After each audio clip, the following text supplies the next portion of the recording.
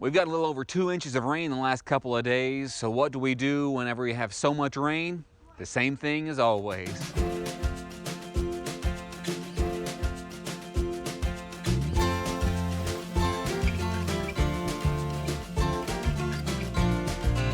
We don't do the exact same thing because I can't get out here and work a whole lot. Everything is so sloshy. If you'll stay tuned for just a few minutes, I'll show you the pond. It's almost full. It isn't completely full. It lacks just a few inches to get to the culvert, but I will show you that. I have been using my Explorer over here to go get some grain for the pigs and the cattle. I grain the cattle about every few days and the pigs every day. I just try to keep the cattle bucket trained. But now I don't have to since I have my Kubota, but I'm gonna go ahead and get the buckets out of the back of the Explorer first.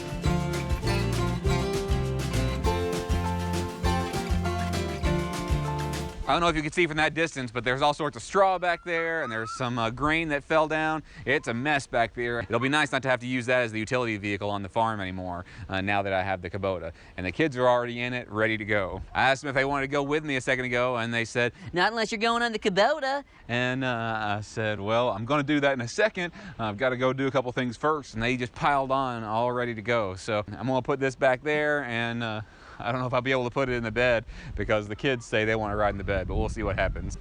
With the hay in here. Straw. Straw. Or am I supposed to put my buckets? Acma. Can I put them back here? Can I scoot this over just a little bit? Yes. There we go. So this isn't really the safest, but I'm not going at high speeds. I'm just going to putter down the road a little bit. I'm not going to take anything fast. If you really think this is a bad idea to let them ride back here whenever I'm going 5 miles per hour down the road, then comment down below. I'm always open to suggestions. Clearly everybody has their own idea of what's right and wrong. Some people think that what we do on the farm is not really right for kids, and some people think this is great. I think it's great because the kids are learning all sorts of skills. The world is their classroom. If you think something different, then certainly let me know. Let's get on this Kubota and take it for a ride. So I'm not sure how well this is going to work with my tripod. Might not stick around, but we'll see. Maybe I'll include it. Even if it doesn't work, maybe I'll include some of that in the video. But what we have to do on the homestead, even whenever it is bad weather, even when it is sloppy. Yesterday it rained all day, but I still have to do some of these things. We still feed, we still take care of some of the chores. I've got to feed the rabbit, I've got to check in the high tunnel, I've got to feed the pigs and the cattle and check on everything. Really, even though I can't do some things, I can't really work on my garden outside, I can work inside in the high tunnel. We really would like to have a pole barn of some kind so we can work inside whenever it's such inclement weather, but that may be on the list for 2021. This is the first video for 2021, so we're just gonna do our thing. Let's go.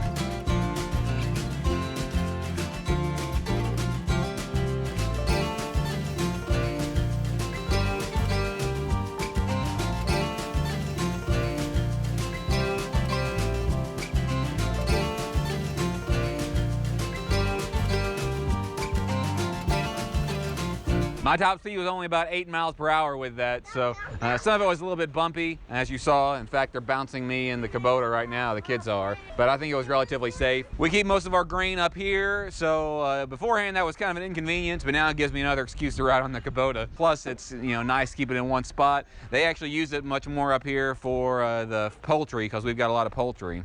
Get ready for a video, because we're going to kill some chickens and eat them. Kills one right here. We're gonna kill that one. Hey, Papa. Hey, how is everybody? How much did you say it rained in the last couple of days? 5 inches between about this time yesterday and a couple hours ago. And when I emptied the gauge yesterday, it was just a fuzz over 1.5 inches. I told them it had been more than 2 inches, and I'm trying to tell them what we do on days that it rains and it's all sloppy. What do we do on days that it rains and it's all sloppy? Try to stay dry. You still milk the goats? Yep, milk the chickens. I'm gonna go ahead and get this grain and get them. But I just want to show you what we did on these days. And if you'll stay tuned for just another second, I'll show you what the pond looks like, nearly full. So we dug that pond, was it July? Somebody said they'd like to see what it looks like now, a few months later, and I'll show you. So if you'll stay tuned just in a minute.